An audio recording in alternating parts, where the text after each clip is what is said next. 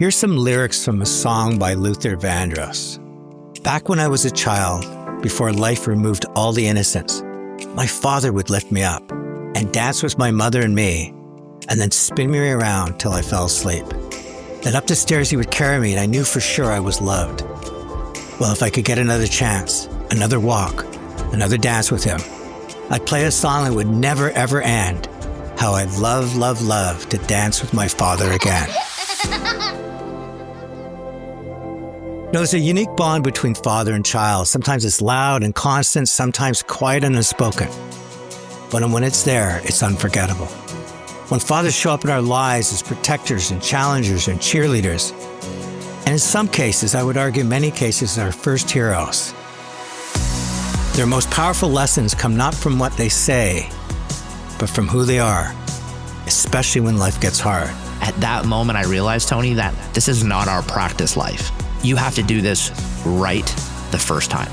On this special Father's Day episode of Chatter That Matters, I want to honor that bond and what happens when we give ourselves fully to it. Today's guest is Alok Ahuja. He's the co-founder and CEO of Trexity, a company born not out of market analysis or product gaps, but out of love. My dad always used to say to me, son, you're only as good as your network. You always got to go with your heart. And his heart was always telling him numbers. He was a numbers man. A love that was tested when Alok's father was diagnosed with pancreatic cancer. It probably was the greatest year of my life, getting to sit there with him. Alok left a high-flying career at Shopify to care for his father full-time. And in doing so, he found something more than time. He found clarity, purpose, and even the seed of a company that's now helping local businesses thrive in the age of giants. Let's put the power back into Main Street, Canada, right? The favorite store on the favorite street of your favorite neighborhood. This is a story about what really matters: family, resilience, legacy, what it means to build something that lasts beyond. Hi, it's Tony Chapman. Thank you for listening to Chatter That Matters, presented by RBC. If you can, please subscribe to the podcast, and ratings and reviews, well, they're always welcome and they're always appreciated. Alok Ahuja, welcome to Chatter That Matters. Tony, thank you so much for having me. It's an absolute honor. We're going to talk about your business in a bit, but when you and I were first having this conversation, another theme roared through it, and that was the love you had for your father. And if we could begin the show by telling me about your dad, and you said even in quiet ways, he shaped who you are today. Oh man, 100%. My dad, still to date, the strongest human I've ever met. He was an immigrant. He immigrated from India 75 years ago and came to Canada and was the only of all of his siblings to make it out of India. And he came here as a chartered accountant, landed in Montreal, was somebody that had a relentless passion for numbers. To be honest with you, Tony, it's his love for numbers and the way he showed off how good and sharp he was with numbers that truly caught my eye at such a young age. And a lot of dads will try to do things to impress their kids. I mean, I'm a father of two. My son's 9 and my daughter's 12, and I do the same thing. Like, I'll try to cook a really hard meal and try to impress them, right? Or play basketball with my son. And my dad would do things like, our weekly tradition was going to the grocery store together every Saturday morning. Back in the day, you'd get all your flyers in the mail. He'd open up all the flyers, and as a true accountant with his green pen, he'd go through and he'd tick mark all the deals that he wanted to go get. And where he really impressed me was we'd always put stuff on the conveyor belt. And when he got to the cash register, and before she was done scanning them all, he'd give me the total. And I would just be completely blown away, be like, my dad is a genius. You had this illustrious career. I mean, even Hamburger University, McDonald's, but Microsoft, and then you end up in Shopify, which is, for those outside Canada, is one of our star companies, and you were roaring in that business. So tell me a bit about how this love of numbers translated into the sort of world of tech that you found yourself in. Yeah, so when I was in school, I gravitated towards tech, and I remember being at Carleton University here in Ottawa. It was, I think, my first year of university, and I got issued this thing called an email address. I was blown away a little bit. I was like, what is this? And they said, well, you're going to submit all your work via this email. And this email is like sending in a mail or sticking your report into the professor's door that has a little slot to put it in. You're just going to send it to this email address, and we're going to give you this thing called an email client. Then I went home and I was sitting there and I was talking to my mom and I said, I think this email address is going to change the world. Like if there's no more physical assets and paper and we're going to go digital and that's the way we're going to communicate, I go, this is going to be incredible. I need to get in front of this. And so that's when I had a major in economics, and then I went in and did a double major and went into comp sci and commerce and really started to immerse myself in computers and technology. And this is in 1999. And that's where I really fell in love with it. My father was always a true businessman at heart, right? Loved numbers, loved business. He was a wheeler dealer. He was a talker like nobody I'd ever met before. He could work a room, work a conversation. You know how I speak, Tony. I got all of that from my dad, 100% of that from my dad. So as he groomed me growing up, from like running for class president and being like the most popular person in school because I knew everybody, because I had those relationships that I learned from my dad. My dad always used to say to me, son, you're only as good as your network. And so my goal growing up was to be friends with all the different cliques in high school. Because back then there were cliques, right? There was the goths, then there was the skaters, then there was the hip hop junkies, and then there was the nerds. And I was down with every single one of them. And it worked. It was that notion of like, okay, if I can learn technology, and I've got this really extrovert, personality, and I've got the numbers and the business sense behind me already, I really think I can have a successful career in whatever I want to do. So you're talking about your dad as this accountant and tax auditor, and you're also presenting him as the lead singer of the Rolling Stones. I mean, so was he in the wrong profession, do you think? Because as much as he loves numbers, I have to believe that his ability to build that network would be somewhat curtailed, especially if you spend your life auditing other people's taxes. I think that was his superpower, right? He had the gift of the gab. He was a great businessman. He dabbled in real estate. He was very successful there, but you always got to go with your heart. And his heart was always telling him numbers. He was a numbers man. And I think him having the gift of the gab and being able to work a room was just natural to him, like just came out of him. It was in his DNA. So I thought to myself, okay, well, I'm going to focus on what I love. And I started falling in love with technology. And also, Tony, like I'm a forward thinker, right? So I'm always trying to see like, where is this going to take society? Like, where will this go? And I honestly felt at that time that this little email address that I was given by the university was going to change the way we operate as a society. What advice can you give to people? Because very often that's just something that's offered to us, sometimes to fulfill an unfulfilled need, to take some friction away from our lives. You saw this, though, as the beginning of something much bigger. There's two things that you really need to understand. One is your gut is never wrong. It is the greatest decision maker every human has. And it's not something you have to learn. It's not something you have to study. When you feel it in your gut, you know your body, your mind is telling you what to do. But secondly, the other thing, and this once again was advice that I got from my dad, son, always got to be a sponge. Just absorb whatever you can, learn as much as you can. And growing up in an Indian household, Hindu Punjabi household, like education was life. There was nothing more important than that. And so it was always be in this learning state.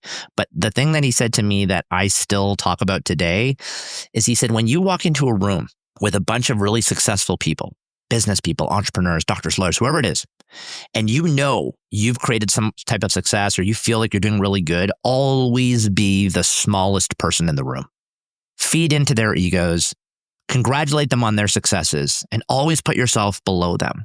That is when you truly control the room, because no one is going to expect you or expect anything from you. That is the perfect time to strike. And how did your mother come to terms with all of this? And I know it's a Father's Day special, but to me, a great father is only, more often than not, there's a great partner that's standing shoulder to shoulder and very often creating some kind of boundaries so that the effort and enthusiasm is channeled. In every single speech he did, he would always say the same thing at the very end. And he said, the only reason I'm standing up here is because of the smartest decision I ever made was to make Alok Ahuja my wife.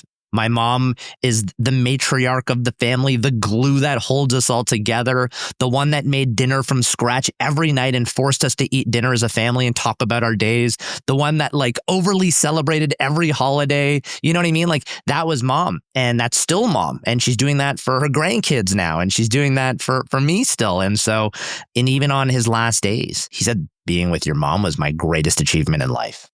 Well, I want to move the story forward. You've had this great career. You're at Shopify. You're highly regarded. You're in early stages. Just imagine if you'd stayed there, what you'd be doing and what you'd be worth. But you walked away from it all to take care of your dad.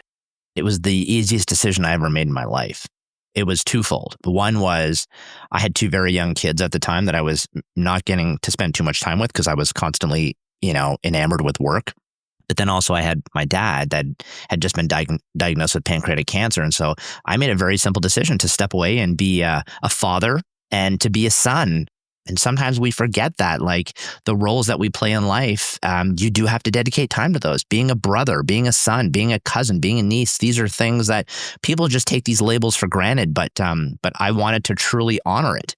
I would dedicate myself to making my kids lunches every day, dropping them off at school, and then going over to the home that I was raised in and hang out with my dad every day.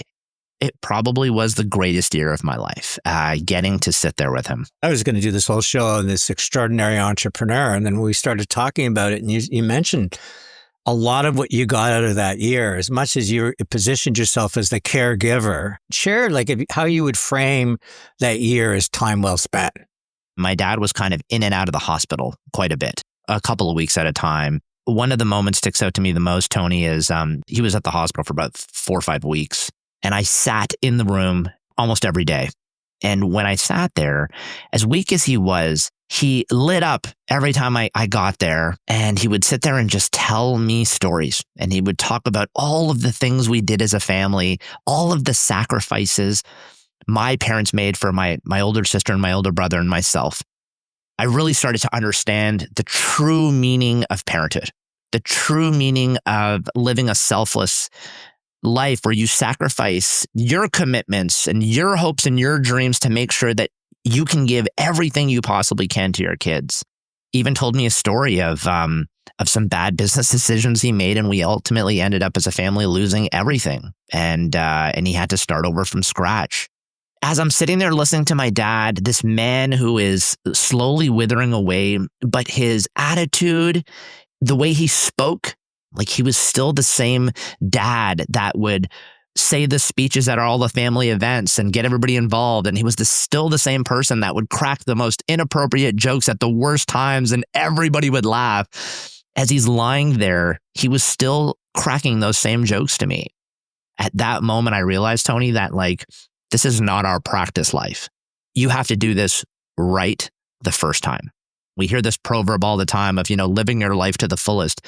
And I don't think it's living your life to the fullest. I think it's just live your life. Do what you love, do what makes you happy, and be with those you care about. I knew right away as I started committing every day to my dad that this is where I needed to be right now and forever, as long as I can, because my dad is the reason I am who I am today.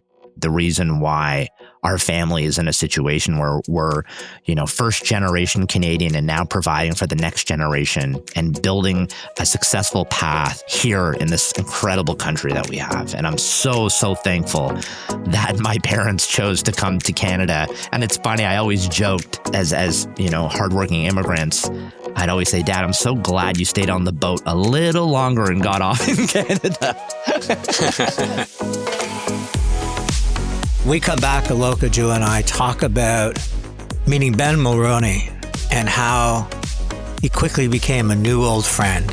And then we unpack some more lessons in life. And before my 3 takeaways, I even ask what would his kids say if I had them on a podcast 20 years in the future about what Alok is as a dad. Sunrise to sunset, it didn't matter. He was there to teach you to throw, to tie your tie, and most importantly, to try again. A tough game came with words of encouragement. And a great play, he was the loudest cheer from the stands. He taught you how to stand your ground and when to say sorry. He worked hard so you could chase dreams. And he showed his love not just in words, but in the doing. And it wasn't just fathers by birth. It was the uncles and coaches and grandfathers and mentors, the ones who chose to show up, step in, and stay. Because being a father isn't about perfection. It's about presence. It's about being there. This Father's Day, we honor those who lift futures on their shoulders. Because fathers matter to you, to me, and to RBC.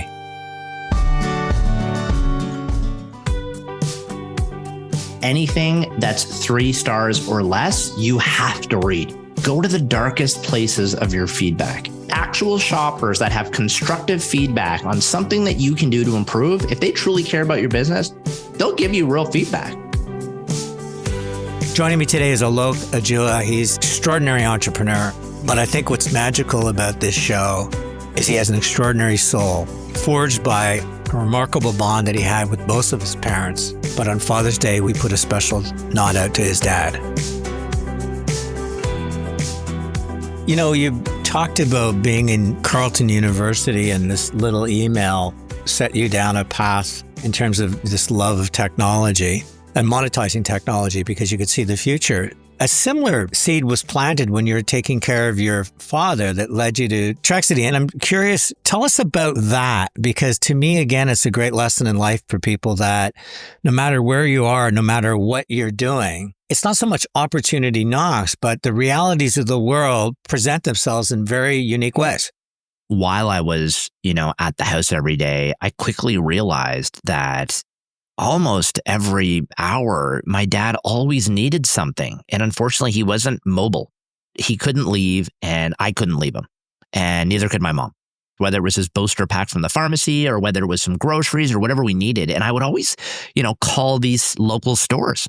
And I'd say, listen, can you send the following items to the house for my dad? And they said, look, listen, we don't deliver, but we'll leave everything at the front of the store here, and you can just send somebody to come pick it up, and we'll tell them where to take it. I said, this is awesome. Thank you guys so much. So then I got on the phone and I would start calling kind of local courier companies. I'd say, can you do me a huge favor? I'll pay anything. Can you just go and go get it and bring it to my parents' house? And every one of them said, look, we don't do that. That's not how this works. So I started ordering Uber drivers to the house. And when they showed up, I'd pull out cash out of my pocket and I'd say, listen, I'm going to give you this money. Can you drive to that pharmacy downtown, pick up those and bring it back? Every one of them, Tony, said, bro, you're wasting my time. That's not what we do. That's when the smoke started bellowing from my ears like a Looney Tune character. I was furious. And out of sheer frustration is when I went back into my parents' house and I said, I'm going to solve this problem. And I started to architect a platform that would enable any local business to offer some degree of same or next day hyper-local delivery, right? I wanted all of these businesses to own their customers' doorsteps in a very intimate way. Let's put the power back into Main Street, Canada, right? The favorite store on the favorite street of your favorite neighborhood. I wanted all of these stores to outperform the big box retailers on local delivery. Why were they the only ones that could move the fastest? There's got to be something I can build to level the playing field. And that's where it was built. And my dad got the first ever Trexity delivery. So as we were testing this with my co-founders, Matt and Darren, the tech, the power, the muscle, they're the everything, right? And so they're like, okay, Alok, it's set. We've loaded it on your phone. Go ahead and try it out. And the first ever delivery I did was something from our makeshift office that we had to the hospital while I was going to visit my dad to see it there. Do you feel Trexity added days or months or special moments to your dad's life? Every time I'd show up, the nurses would get very excited and they'd say, Alok, your dad has been waiting all morning to see you. And I'm like, what better feeling can you have as a son to hear your dad is so excited to see you? So I would walk in and I'm like, hey, Dad, what's going on?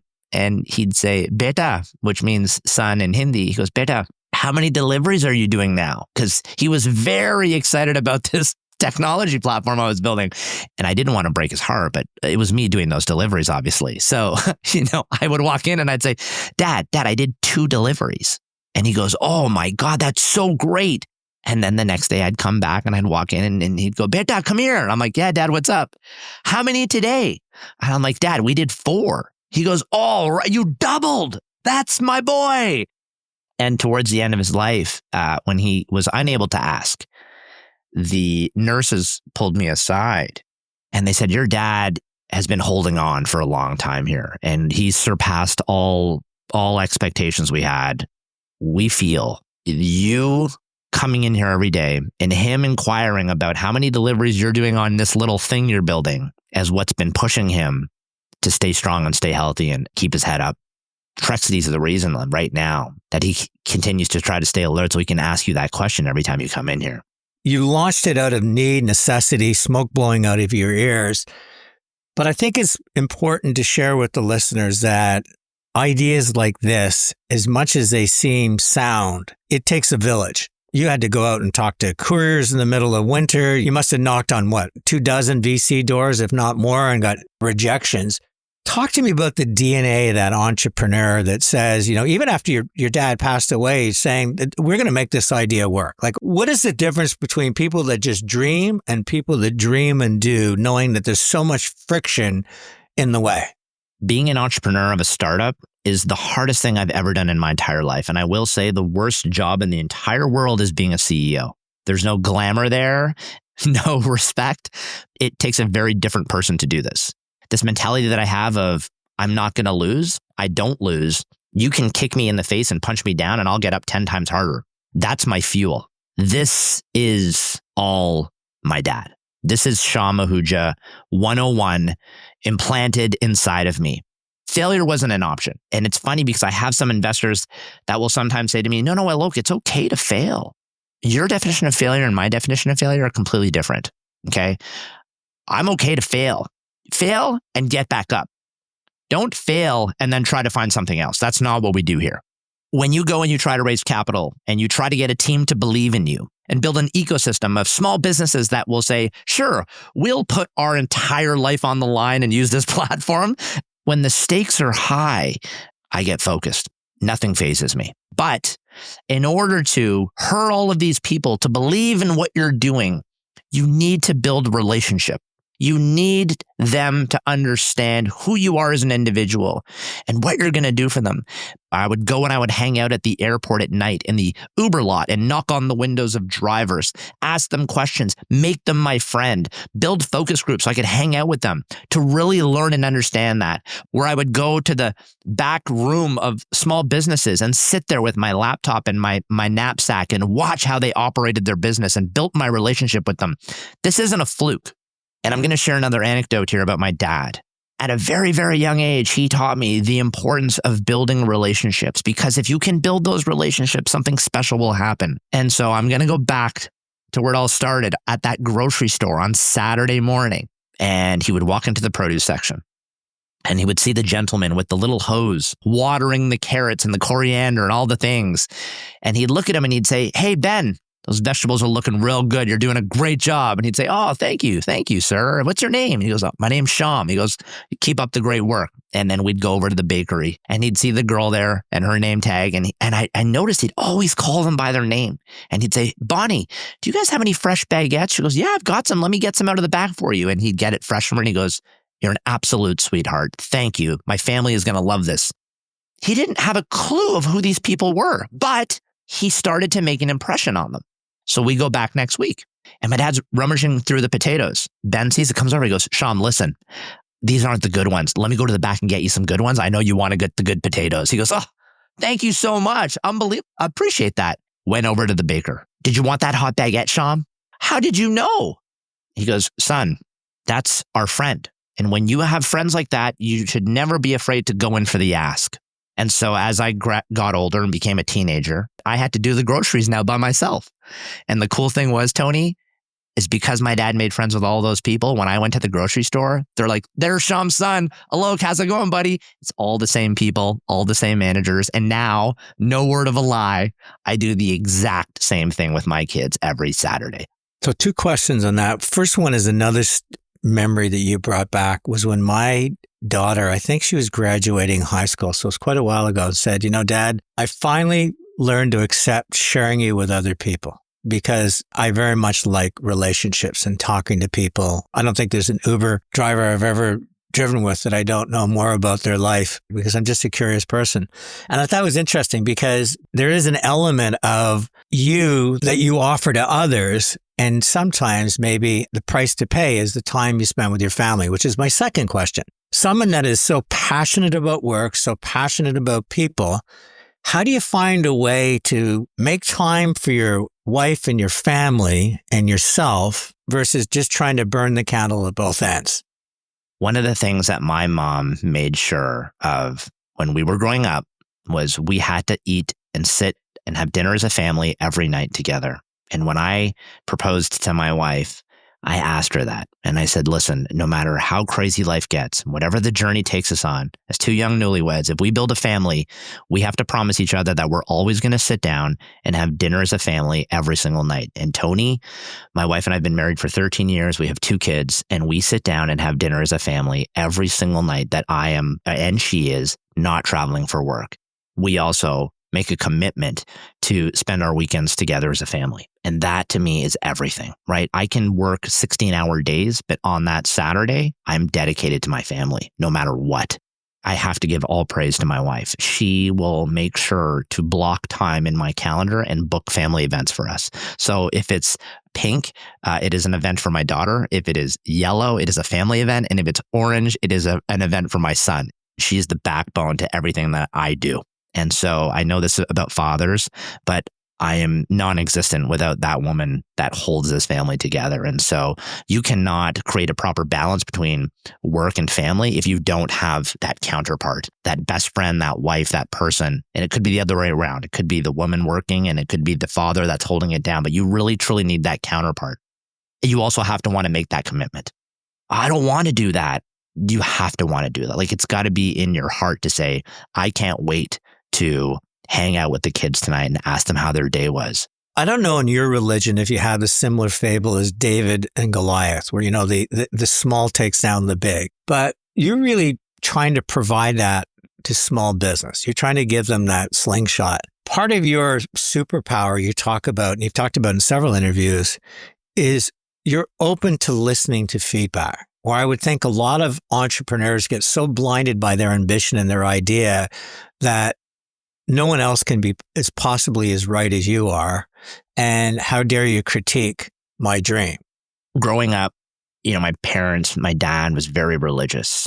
Being a Hindu, we'd be at the temple every Sunday. And one of the things that I would always read when I walked in, it said, love all, serve all. At our temple, after we're done, we all eat lunch together. And they ask the kids to serve the food. And so I would serve the food and help clean up. Then it started to make sense to me as I got older. I'm like, yeah, love all, serve all. Like, that's what you do. My father was also a big person around giving back to the homeless, always giving back. And he said, there's no point in working hard and earning all of this if you can't share it with those that need it. And so that's something that he instilled in me. And so when we talk about building something from scratch, having it so that all of these small businesses can have something that will not only improve their quality of life, but improve their business and their reach and allow them to succeed in the greatest country, that saying was in my head, was love all, serve all. How do we build this technology with love and solving for the gaps that these actual business owners are having?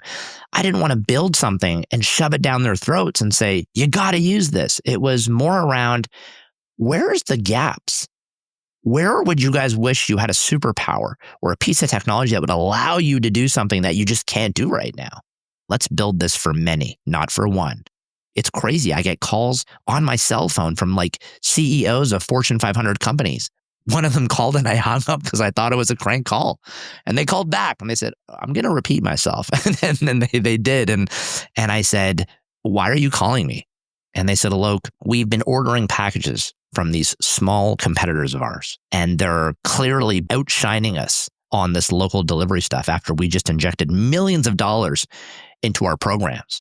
We saw this little delivered by Trexity logo on the sticker, and we looked it up and we found you, and we're calling you and we're asking, let us in. I said, you're going to use it the same way all of these mom and pops are going to use it. I'm not building a special solution for these big box stores. So if you want to use it, sign up and use it just like them. And Tony, it's been 2.5 years and we now service a lot of really big box stores and the small stores. And we bundled them all together and we let everybody win at one. Ben Mulroney, who I join him on his radio show every Monday, was the one that introduced me to you. And he's such a fan. I think he's a fan of your soul. How did you and Ben come about, and why bring people like him in to grab a microphone on stage? What value is it for an entrepreneur to realize that there is truly strength in numbers? Ben is one of the most unique and special individuals that I've met over the last 3 years. We met by fluke. He was in town here in Ottawa at a Canadian Chamber of Commerce event. And I got asked to show up, and I was walking by this booth, and there he was standing, and he looked at my name and he said, "Hey, who are you? Who the hell are you?" And he said, "Well, that's bold. My name's Alok. It's a pleasure to meet you." And he said, "I'm Ben. And what are you doing here?" I had some downtime and I was asked to come walk around and meet some people. And this is what I'm building and why I'm building it. And we ended up going from a 2-minute hello to a 40-minute talk about how I admired what he was doing there. And he had some great things to say about me. And we talked about our families. We talked about our kids. It quickly diverted into a conversation about life. And he said, "Here's my card." He's like, "Can you do me a favor? Can you shoot me a text? I feel like this conversation's not over." I said, "Yeah, man, I feel like I could talk to you forever." You don't make new friends in your 40s, right? This just doesn't happen. And so I remember going in, it was a Friday. I went home and he started texting me Saturday morning. "What are you doing tonight?" "It's Saturday. I'm at the grocery store right now with my kids." No word of a lie. "You got to do me a favor. Can we meet after dinner? Like, can you come meet me? I'm in Ottawa till Sunday, so I got to see you again." I went over and I met him, and he was there with a group of people. All these people were sitting at this table, and Ben had left the seat next to him empty. And he said, "No one can sit here because when Alok gets here, I need him to sit here." And we literally were talking like two 16-year-old boys that just loved life. And I felt like he was my best friend that I just never knew I had. And from that moment on, Ben and I talked every single day. We created a very strong bond. And he would always ask me, he's like, "Man, tell me more about like this Trexity thing." And I would always tell him, "This is incredible. You guys built this." As he started absorbing all of this knowledge, Tony, he would then fly back to Toronto. And then a couple of days later, this started happening where I would start getting emails from like businesses in Toronto, like big ones. I started calling him. I go, "Ben, are you talking about me in Toronto?" He goes, "Alok, this is too good. I don't know what else to talk about." So I just started talking about you. And I'm like, holy. So Ben started becoming a source of inbound leads for Trexity. And I started talking to my board about this. And I said, "Guys, listen, I've created this bond with somebody that I would have never imagined if you had asked me. I really want to work more with Ben. I want to bring him on as an advisory board member. And I want him to be a part of this story. And if I win, I want Ben to win with me."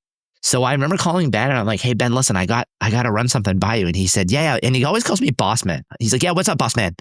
I would be honored if you would join us at Trexity as an advisory board member. And I want you to be, an equity owner in the business and help us grow this thing." He was floored. He yelled, he screamed, "I want you here right now. I got to give you a hug, buddy." A couple of days later, I flew down. What's your son's name? My son's name is Jaden. And what's your daughter's name? My daughter's name is Aria. Aria. So if Aria and Jaden were doing a podcast with me 20 years from now, and they were talking about their dad, like you talked about your dad, what are you hoping they would say? My goal in life is not to say to my kids, but to show to my kids, to lead by example, that hard work pays off. They know how hard dad works at everything I do, whether it's mastering a recipe in the kitchen that they want to try, whether it's building this business, whether it's trying to surprise mom with the greatest Mother's Day gift. I will stop everything to get that job done, and I will work as hard as I can. I'll give it 150% every time, and I try to put that in them, which I feel like I have. My daughter is one of the most competitive people I've ever met. She's in competitive dance, and she does not take well to failure. She's like, "Dad, why would I try to lose when I can just win?" And my son's the same way. He'll have a hard day at school. He'll come home like, "Buddy, you can stay home tomorrow." He's like, "Why would I do that, Dad?" I would hope they'd get on a podcast and say that our dad worked really hard. I worry as a dad. I never want my kids to have this level of self-entitlement. I want them to know, love all, serve all, just be a well-rounded and respected human. My dad never told me to be nice to people. My dad never told me to thrive for greatness. He never told me to build relationships. He just did it and gave me a front row courtside seat, the most expensive tickets you could get, to witness all of it. And in your religion, is there a belief that the spirit and energy of the people that have left us are still with you? 100%. As Hindus, we believe in reincarnation. And I still will have moments where I feel like my dad's around me all the time. I mean, he's in every single meeting I've ever had. And then I have Ganesh right here, and my mom, and my wife, and my daughter. I believe that there's nothing more important than that. I'm going to share another anecdote about my dad with you that my mom said to me. My father, unfortunately, passed away November 19th, 2019. It was the worst day of my life. I started and was building this technology with my co-founders, and my mom took over that role of my dad very quick.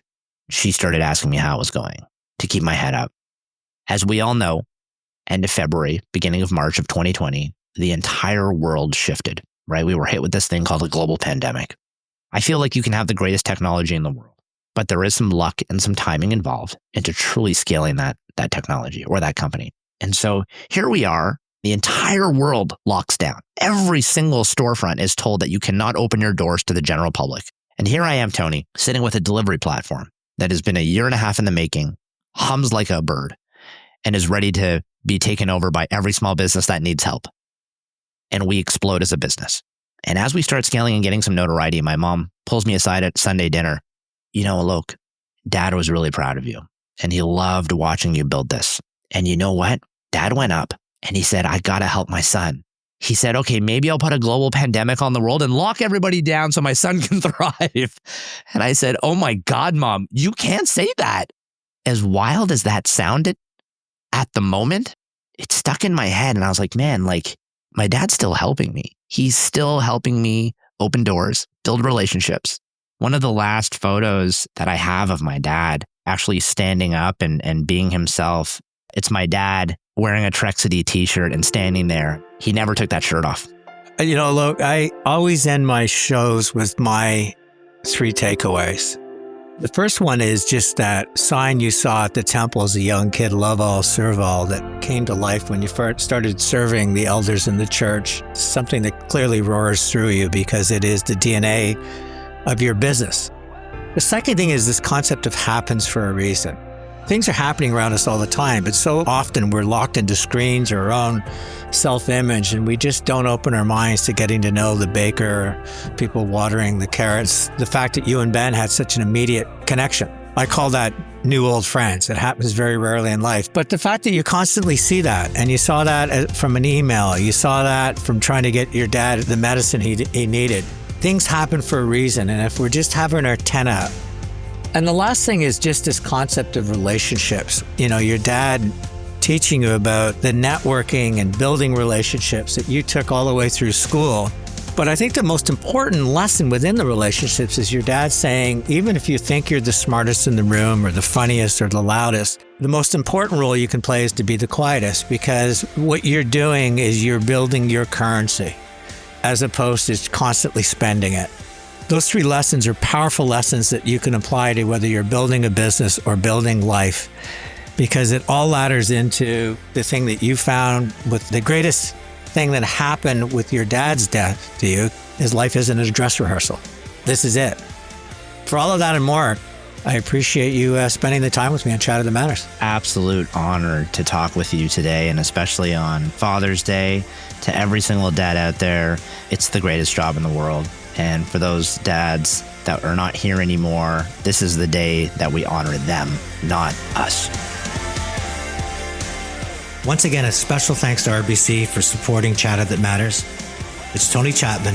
Thanks for listening, and let's chat soon.